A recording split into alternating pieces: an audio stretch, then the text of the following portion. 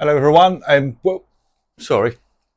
Hello everyone, welcome to my Fit at 50 challenge that I've renamed. It was called my weight gain challenge, but I'm doing alright with that, and I've decided to change the name to Fit at 50 challenge to incorporate the fact that I'm also doing some weights and trying to get in shape a bit rather than purely just put on weight. So, 30-day progress report.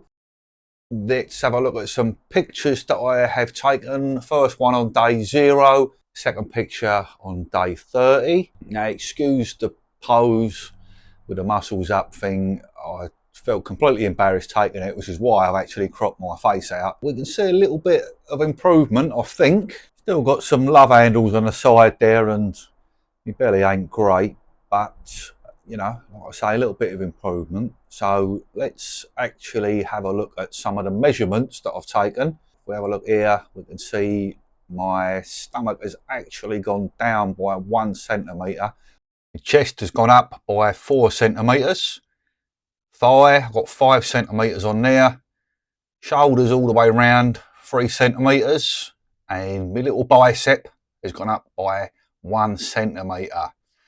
So I've put them in centimetres rather than inches because the old numbers are higher, aren't they? So those are the measurements that have changed. My calves have stayed the same as is everything else. And I know I'm going to struggle with my calves. I had a work accident a good few years back now, but I broke both my feet, messed up both my ankles, and I now have very limited movement in my feet and ankles. My heels, I can't put too much weight on my heels, so I'm going to struggle with the leg exercises. But at the end of this, I'm going to look sort of, you know, like you see people say, oh, did you skip leg day? Well, yeah, I did actually, because I can't actually do it. Nothing I can really do about that. Here's how many calories I've had to consume over the course of that gaining weight of the first month. I've broken it down into 10-day sections. So here's my calories. After 30 days, £8 gain from £171 to £179. The good news is I can hopefully tweak it now so that I'm only gaining £1 a week rather than that ridiculous £5.5 in the first 10 days. So I'll give that a little tweak and see how that goes. What I also did was work out how much it's cost me. So I've added up the total amount of all the food I've eaten and my shakes over that 30 days, and it comes to £236.33 for the month, which works out at about £7.88 per day. So I generally shop at Sainsbury's because I'm a little bit half posh, just not fully posh. So you go down to, I don't know, Aldi or wherever, you probably get that stuff cheaper.